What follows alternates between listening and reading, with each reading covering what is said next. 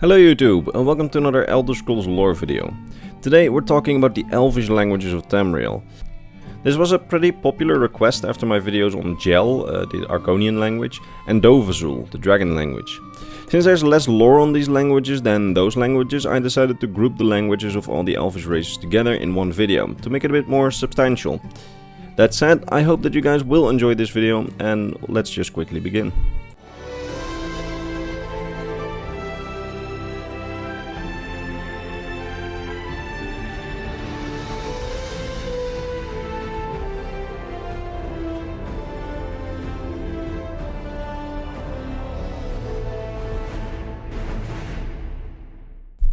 So, first of all, most of the Elvish languages share many similarities, as all of them originally came from the Dunmurry language, which in itself is an evolution of Old Elnofex, the language of the Elnofey, which are basically the precursors of all races on Tamriel, save for the Argonians.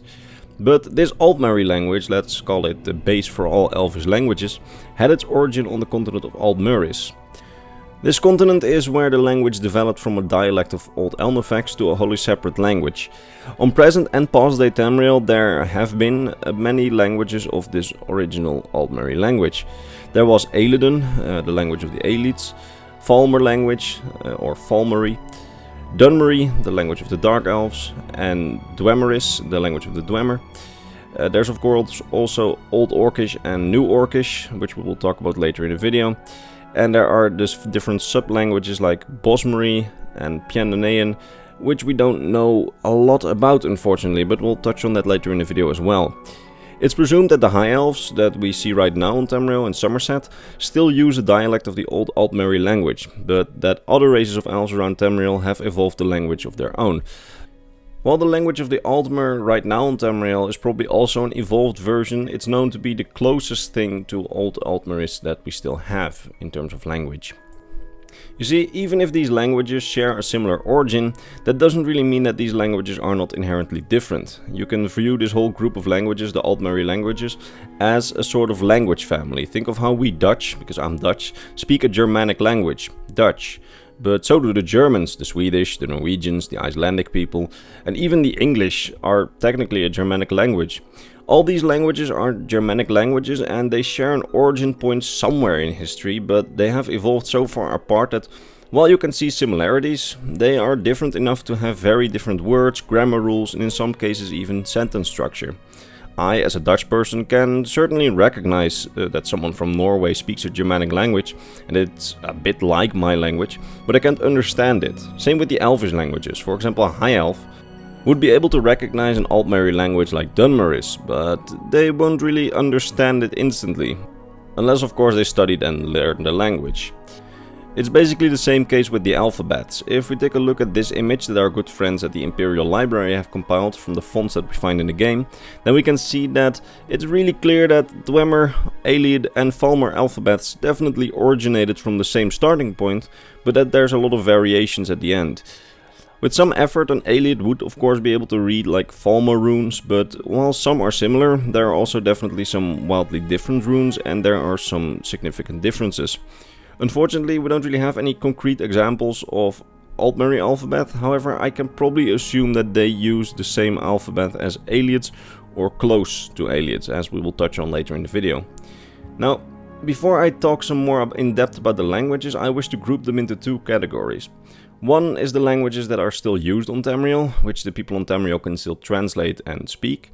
The other is dead languages, which people on Tamriel can only translate, because they don't speak it anymore and it's not actively used anymore. So essentially a dead language. Let me explain. We as people in our own universe, just Earth, we cannot completely translate any of these languages in the Elder Scrolls universe. The most complete language in the Elder Scrolls universe that we have, with sources that we have in our world, is the Dragon language. All other languages we only know words and bits from. While we know, for example, the Dwemer alphabet, that's only the first step towards translating a text. We don't know the meaning behind some of the words, even if we get it in just our alphabet. Which is, of course, the second crucial step in being able to read another language that's written in another alphabet. We know only like 0.1% of all the words in any given Elvish language. At max, probably. I dare say that we know a bit more about dead languages like Falmer and Dwemer than the alive languages like Altmerry and Dunmurry, but that is because in the games everything is simplified. Languages only exist in written sources like books and an occasional word that someone throws in. Most of the languages are usually just translated to English instantly for, gaming purposes. We wouldn't be able to understand it if somebody just started talking Aelid to us. What I mean by this is that if you play a High Elf in the Elder Scrolls Online and you visit the Somerset Isles, everybody around you is talking in an Altmerry language. And so do you, actually, as the player as an High Elf. But for gameplay purposes, this is all English. It's all an English interface for us. While in lore, there are a lot of different languages that are, of course, being spoken around Tamriel.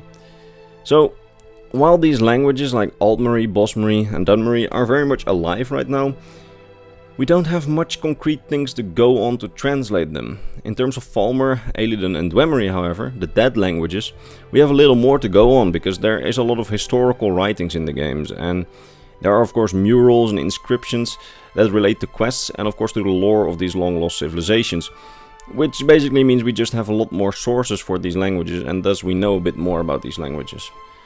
For example, the ancient Aelid language, Aeliden. We know not a lot about the language itself, but still a fair amount, because many inscriptions of this language actually appeared throughout the games, and some even made sense.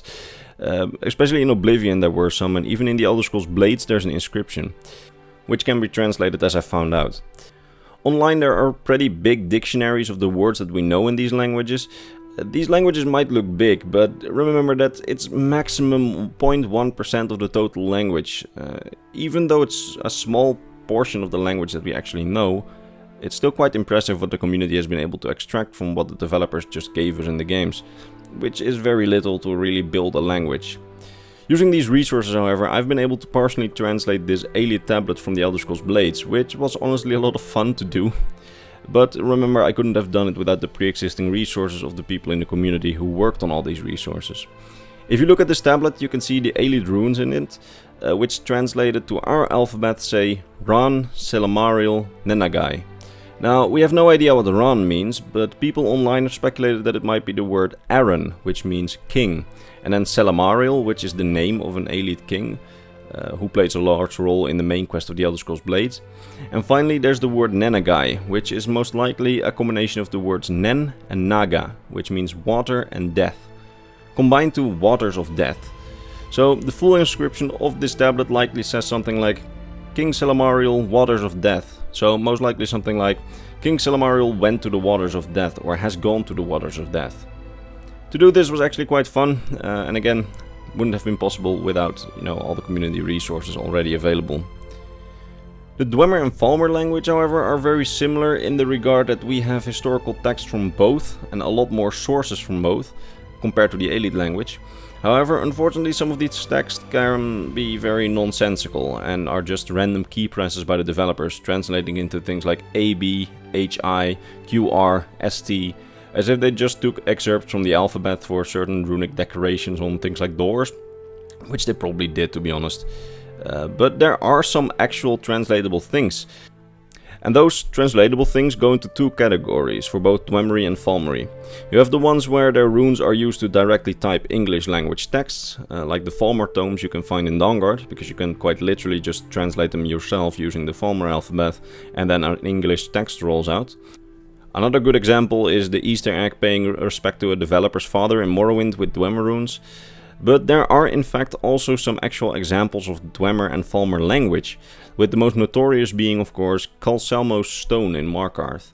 It's a large stone with two encryptions written in it. These two encryptions are the same text, they say the same thing, but in two different languages and in two different alphabets. The top text is written in Dwemer language, both alphabet and language. The bottom one written in Falmer language, and of course their alphabet. For the longest time the community had no idea what these texts meant, but one of the writers of the Elder Scrolls actually gave us the English translation for both texts. It's a text for the Falmer refugees who fled into the Dwemer cities after they were forced out of Skyrim by the Nords. It reads as follows.